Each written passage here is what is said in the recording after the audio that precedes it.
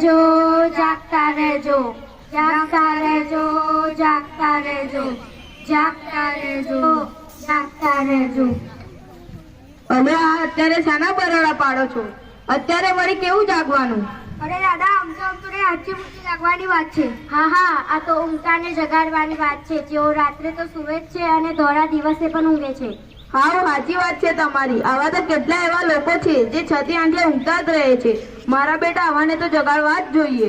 એટલે તો દાદા અમે ધોળા દિવસે પણ ફાનસ લઈને ફરીએ છીએ.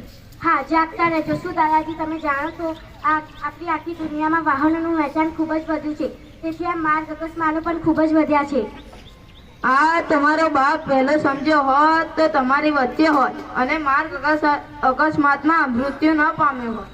હા હા, મને ખબર છે. એમને ધૂમ બાઇકનો ખૂબ જ શોખ હતો અને તમે તો એમને લઈ આપ્યું હતું. તો ફરી જાણે એવું લાગ્યું કે પપ્પા હવામાં ઉડવા લાગ્યા. ખરું ને એની ધૂમ મચાવવાની લાઈમાં એની જિંદગી અકાળે ધૂળમાં પડી ગઈ. હા, મને ખબર છે. તમે એમને રોજ કહેતા કે સાચવીને ચલાવજે અને હેલ્મેટ પહેરજે. હા, કહેતા જ ને કે સાચવીને ચલાવજો, હેલ્મેટ પહેરજો અને રેસ ના લગાવતો. ઓ મારા ભગવાન, મને બધી જ ખબર છે. એ હેલ્મેટને મોટો ભાર કરતો અને હેલ્મેટ પહેર્યા વગર નીકળ્યો ને આમતો ઉપર વહેલો જતો રહ્યો. પૂનમ, આ તારા દાદાને પાણી આપ. આ આખા ઘરને ડુંગરા જેવા દુઃખની પછેડી ઓઢાડી દીધી. બાઈક લઈને હીરો થઈને ફરવું તું સામને, પણ થઈ ગયું બધું જીરો. નાના ભાઈબંધોની વાતે ચડ્યા ને ઉડ્યા. હા, મને ખબર છે. તમે એમને રોજ કહેતા કે સાચવીને ચલાવજે અને હેલ્મેટ પહેરજે. હા, કહેતા ને સાચવીને ચલાવજે, હેલ્મેટ પહેરજો, રેસ ના લગાવતો. એ એક્સિડન્ટમાં આપણા આખાઈ ઘરનો મહેલ ભોય ભેગો થઈ ગયો. ના ના, આ છોરાને ચડાવનારા એ ભાઈબંધોનો નખો જાય. મારી લીલી વાળી વેરણ બની ગઈ, વેરણ. બા તું પણ એમાં વાક તો આપણો જ નહીં. જો પરિવાર से करे प्यार वो हेलमेट से कैसे करे इनकार. વાહ, શું કરે એકલી સરકાર. તમે પણ રાખો ને જરા દરકાર. હાસ તો વળી બધાને બસ આગળ જ નીકળી જવું છે, કોઈને કઈ પડી જ નથી, નિયમો પાડવા જ નથી. બા, શું તમે જાણો છો આ આખી દુનિયામાં યુદ્ધ કે આતંકવાદોથી જેટલા લોકો નથી મરતા એટલા તો આ રોડ અકસ્માતમાં મોત પામે છે. હા, મેં જોયું છે કે આપણા દેશમાં રોજે 383 લોકો ખાલી અકસ્માતમાં મરે છે.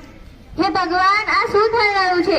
મેં કાલે જ ટીવીમાં જોયું કે ગુજરાતમાં રોડ એક્સિડન્ટના કારણે રોજ 22 જણ મરે છે, 22 જણ. ના ના, આ સરકારે બોલીને થાકી ગઈ.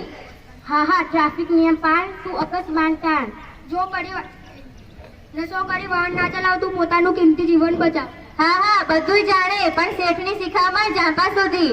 અહીંયા પોતાની મનોમની ચાલે. હા હા, તમારી એક ધારી ચાલતી જિંદગીની ગાડીમાં પંચર ના પડે એ જોજો. ગાડી ચલાવતા રાખો ખ્યાલ, તો ખપી ના જાય કોઈનો લાલ. અને એક વાત કહું, મોબાઈલ પર વાત ઊભી કરશે આપણા જીવનની મોટી ઘાત. આ એવું જ આ પેલી રોમલાની છોડી લીલાડીને થયું. હાય હાય, શું થયું? એને તો એક્ટિવા ચલાવતા મોબાઈલ પર વાત કરવાનું બહુ શોખ હતું ને. એમાં તો એનું ધ્યાન ભટક્યું ને ખટારા સાથે ભટકાઈ. અત્યારે દવાખાનામાં આઈસીયુમાં છે. હે ભગવાન, બચાવી લેજે છોરીને. આ લીલાની જીવન લીલા તારા જ હાથમાં છે. અને આ પહેલા યમરાજા પાડા પર બેહીને આવતા અને હવે તો ખટારા પર બેહીને આવે છે.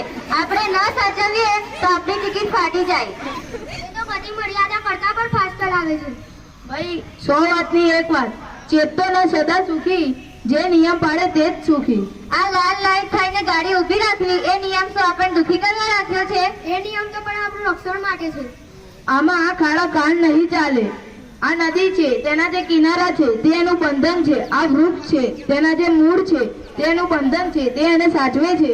હા દાદા, આ ચંદ્ર, વૃક્ષ, સૂર્ય, એ પશુ પંખી એ બધું એમના નિયમ જ રહે છે, એટલે એમાં મહિમા છે. હા, આ નિયમો આપણને મારવા માટે નહીં પણ આપણને સાચવવા અને જીવાડવા માટે જ છે. શું? મારે તો નહીં ચાલે, હું તો વાંચવા જાઉં છું. અરે, આખી જિંદગી એવું જ થાય. અને સરકારના નિયમ બરોબર પાડજો.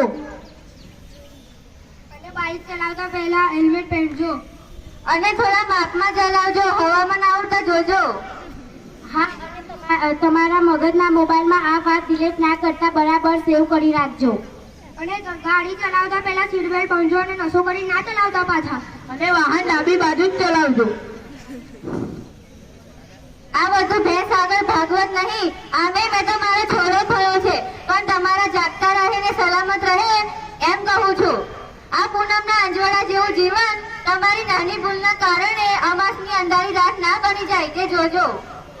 તમારી આવતીકાલ માટે જાગતા રહેજો. સ્વામી વિવેકાનંદે કહ્યું છે કે એક જાગેલો 10ને જગાડે છે. અને તેની આગળ ફોરવર્ડ મૂકજો અને સારા નાગરિક બનજો. ભાઈ જાગૃત અને પૂનમ, અમે બંને પણ હવે તમારા આ સારા કામમાં તમારી સાથે જોડાઈએ છીએ અને અમે પણ બધાને જાગતા ફરીશું. સાવ સાચી સમજણથી કોકનો જીવ બચી જાય તો જાગતા રહેજો, જાગતા રહેજો, જાગતા રહેજો, જાગતા રહેજો, જાગતા રહેજો, જાગતા રહેજો. આ નાટક પરથી આપણે એ સમજવાનું છે કે રોડ અકસ્માતથી ઘણા બધા લોકો આ દુનિયાને કાયમી ધોરણે અલવિદા કરે છે, તો આપણે ટ્રાફિક નિયમોનું પાલન કરવું જોઈએ. ચાલુ વાહને મોબાઈલનો ઉપયોગ ન કરો. જો ઝડપની છે મજા તો મોતની છે સજા. માટે આપણે આ દુનિયામાં આવ્યા છીએ તો જીવનને જીવી જાણો અને ટ્રાફિક નિયમોનું પાલન કરો. જય હિન્દ. જય હિન્દ.